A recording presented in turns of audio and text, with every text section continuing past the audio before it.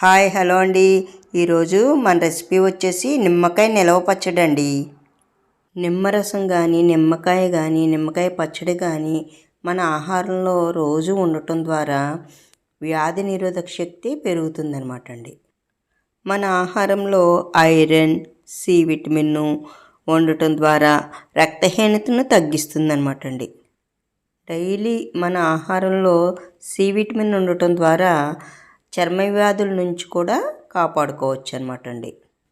ఈ నిమ్మకాయ నిలవ పచ్చడి కోసం ఒక 150 నిమ్మకాయలు తీసుకున్నానండి.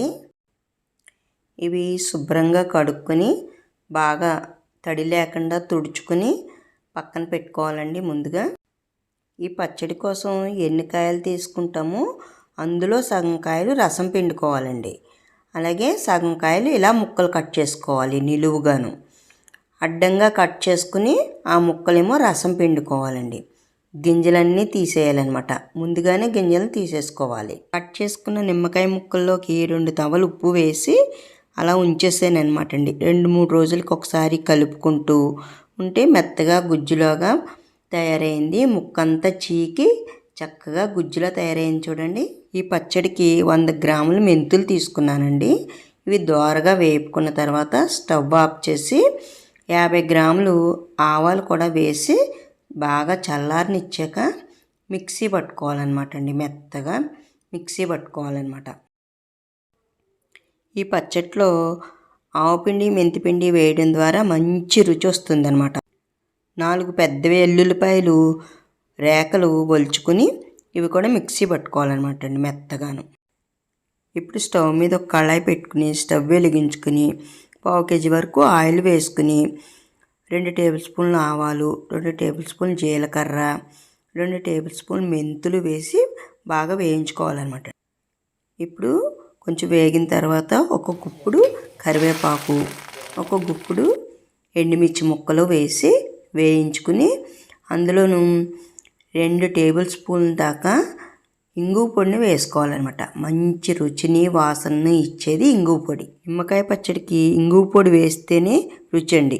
ఈ పచ్చడి 2 సంవత్సరాల దాకా నిలవ ఉంటుందండి. అందుకోసం మిరపకాయలు తీసుకుని కారం ఆడించుకున్నాను అనమాట మిల్లులో. 2 తవ్వల దాకా కారం పడుతుందన్నమాట అండి. ఇంట్లోకి తయారు చేసుకున్న పచ్చడే మీకు వీడియో తీసి పెడుతున్నానండి. మీరు కూడా ట్రై చేస్తారని. ఇలా బాగా కలుపుకోవాలన్నమాట అండి. పచ్చడి కారం వేసుకున్న తర్వాత బాగా కలుపుకొని పచ్చడి అంతా కలిసేంత వరకును. ఈ నిమ్మకాయ గుజ్జుని ఎండలో కూడా పెట్టాల్సిన అవసరం లేదండి. అలాగే ఉంచేసుకోవచ్చు అనమాట. ఒక నెల రోజుల తర్వాత కలుపుకుంటేనే ముక్కది బాగుంటుంది చీకి. అలాగే మెంతిపిండి ఆవపిండి వేసి అలాగే ఎల్లుల్లిపాయ పేస్ట్ వేసి బాగా కలుపుకోవాలన్నమాట అండి. మెంతిపిండి ఆవపిండి వేయడం ద్వారా మంచి సువాసన ఉంటుందండి. పచ్చడి చాలా రుచిగా ఉంటుంది. ఇవన్నీ వేసి బాగా కలుపుకోవాలన్నమాట అండి. పచ్చడి అంతా మొత్తం అంతా కలిసేంత వరకు కలుపుకుని, నిమ్మకాయ పచ్చడి ఎక్కువ కాబట్టి అండి చేతితోటే కలిపేసుకోవాలన్నమాట అండి. ఇప్పుడు చేతితోటే కలిపేసుకుంటున్నాను. ఇప్పుడు వేయించి పెట్టుకున్న పోపుని వేసుకుని బాగా మళ్ళీ ఒకసారి కలుపుకోవాలన్నమాట అండి. నిమ్మకాయ పచ్చడి రెడీ అయిపోయిందండి. చాలా బాగుంటుంది ఈ పచ్చడి. ఈ పచ్చడి 3 నెలల వరకు కూడా కలర్ అయితే చేంజ్ అవ్వదండి. రెడ్గానే ఉంటుంది. అలాగే కలర్ చేంజ్ అవ్వకుండా ఉండాలి అంటే కనుక ఫ్రిడ్జ్లో పెట్టుకోవాలి. ఫ్రిడ్జ్లో పెట్టుకోకపోయినా కూడా కొంచెం కలర్ చేంజ్ అవుతుంది. పచ్చడి అయితే మటుకు అదే టేస్ట్ ఉంటుందండి. ఈ నూరూరించే పచ్చడి మీకు నచ్చితే లైక్ చేయండి, షేర్ చేయండి, సబ్స్క్రైబ్ చేయండి.